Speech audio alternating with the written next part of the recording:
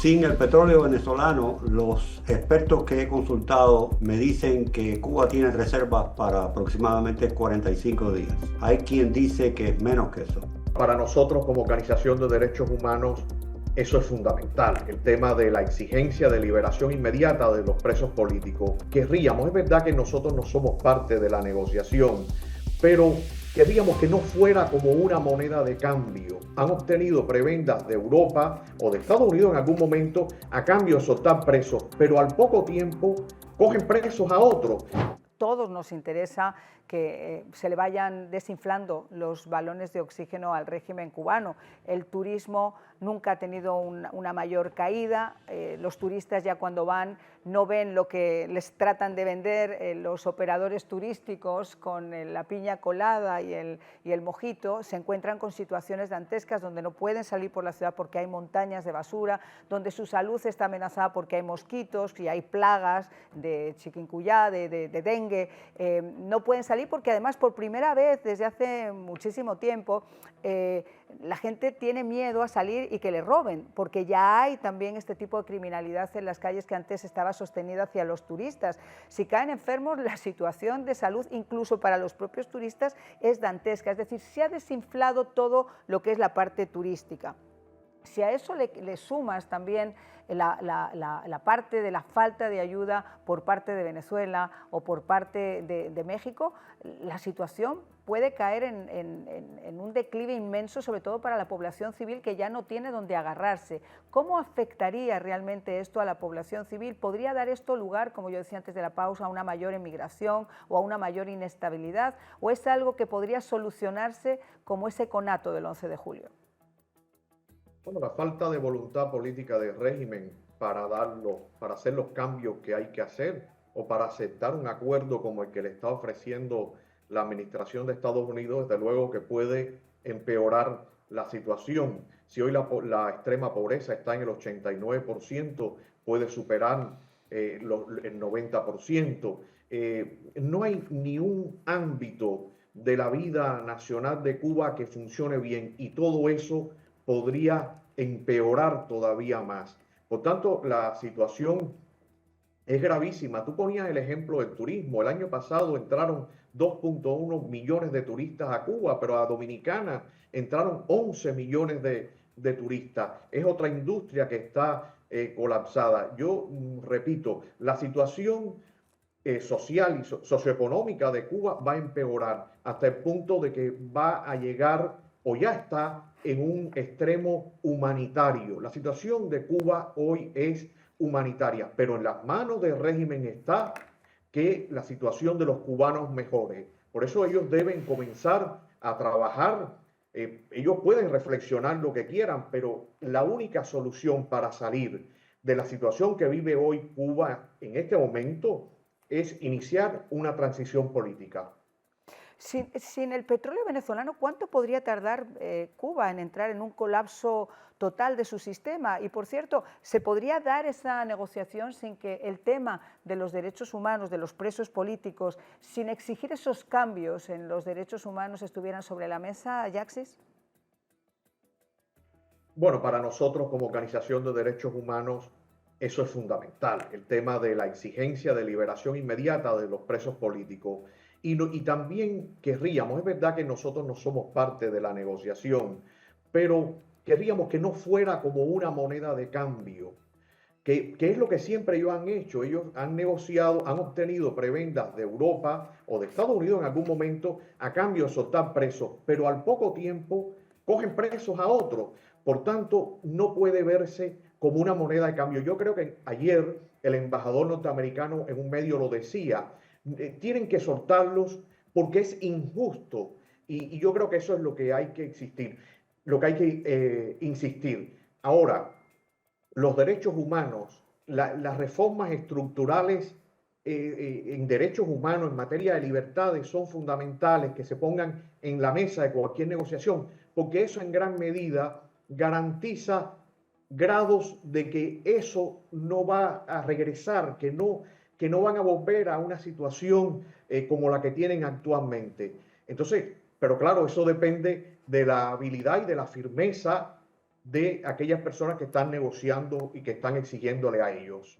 Sebastián, sin ese cordón umbilical con Venezuela, sin ese hermano mayor que te esté tratando de ayudar para que al menos ese modelo ideológico que ha sido un cáncer, y no nos podemos olvidar que se habla de Venezuela como tal, pero el auténtico cáncer en América Latina se llama Cuba, con metástasis en Venezuela, en Nicaragua, etcétera, etcétera.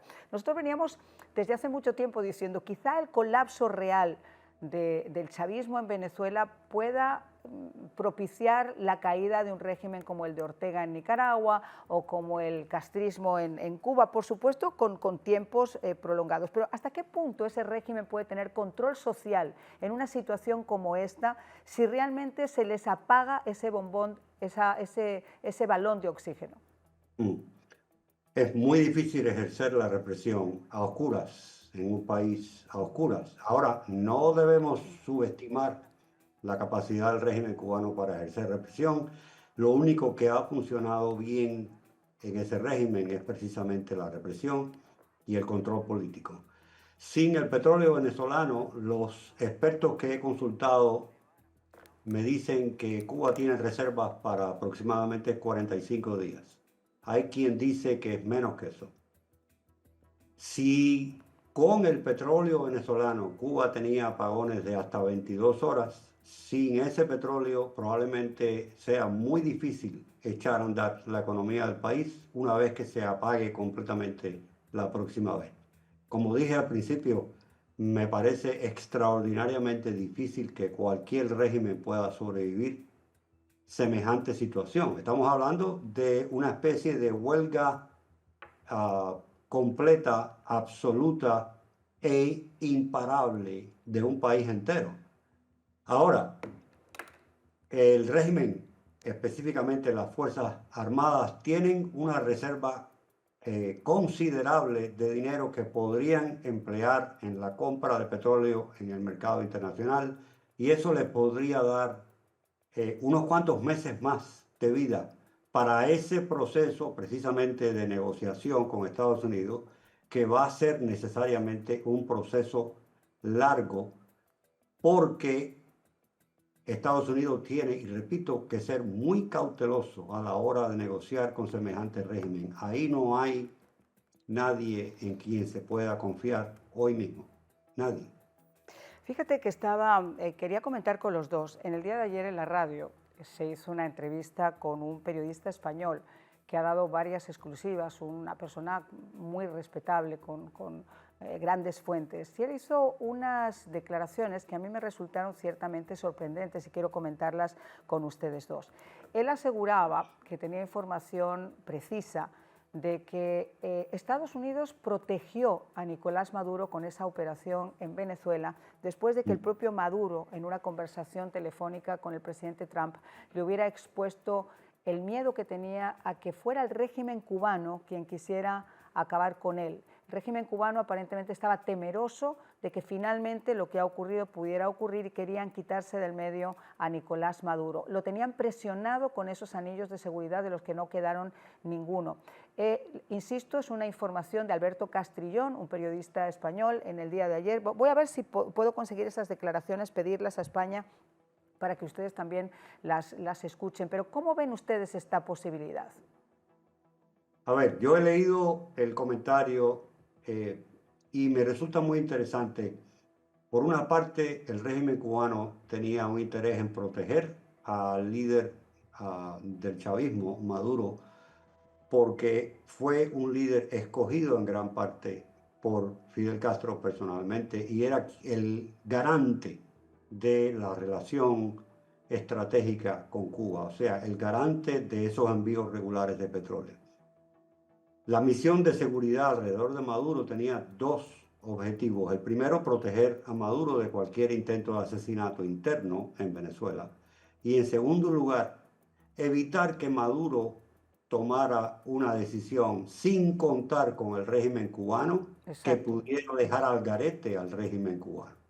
No creo que los cubanos estuvieran intentando, digamos, prevenir o asesinar a Maduro como tal, porque a fin de cuentas hay otras piezas del chavismo que siguen en Venezuela, Diosdado Cabello, la principal de ellas, que tienen una relación muy estrecha con el castrismo. No podemos olvidar eso. Pero el objetivo era precisamente garantizar que Maduro no entrara en un proceso de negociación como el que entró Delcy Rodríguez eventualmente. ¿Cómo lo ves tú? Quiero saber también tu opinión, Yaxis. ¿Cómo ves esta posibilidad? Sí, Maduro sin duda era el hombre de La Habana en el régimen venezolano, pero también tiene otra doble condición, y es que es una persona que maneja mucha información, y eso Estados Unidos lo sabe, y sin duda por eso la operación ha sido tan limpia desde el punto de vista de la extracción de Nicolás Maduro. Por tanto, esto es un escenario que debe preocupar mucho a La Habana en este momento, porque Maduro tiene muchísima información sobre todos estos años en que él estuvo en el poder.